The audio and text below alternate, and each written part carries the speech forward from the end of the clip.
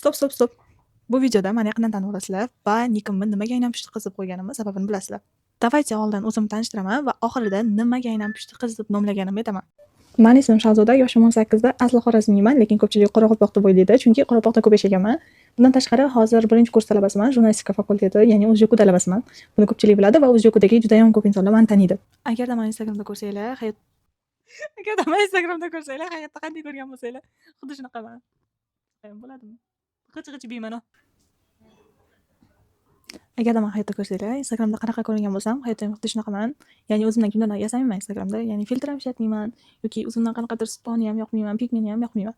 Chunki men nimagadir o'zimni borimcha qabul qilishni xohlayman. 99% holatda men bez makiyaj, shunchaki sochiga o'rilgan yo qanaqadir shakl holatida yig'ilgan, yo bo'lmasa hustik qilingan holatda bo'laman. Buni kimga qiziqib bor a? Va eng muhim ma'lumot, men nimaga aynan pushti qiz deb nomlaganman. 1, 2, 3. Mashinga. Вот, oddiygina bir buyum. Xullas, Instagram bo'yicha bizga dars beryaptilar, Texnoblog kanal egasi Sadulla aka.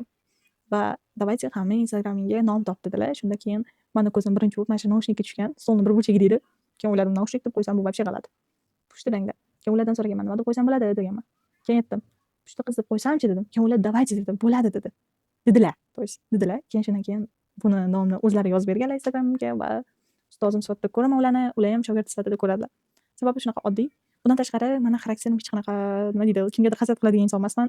Kimnidir hayotiga aralashadigan inson emasman. Bu pushti rang rostdan beg'uborlik ramzi-yu, shuning uchun pushti qiz deb nomlaganman va bu sababdan. Ya'ni bu sababdan.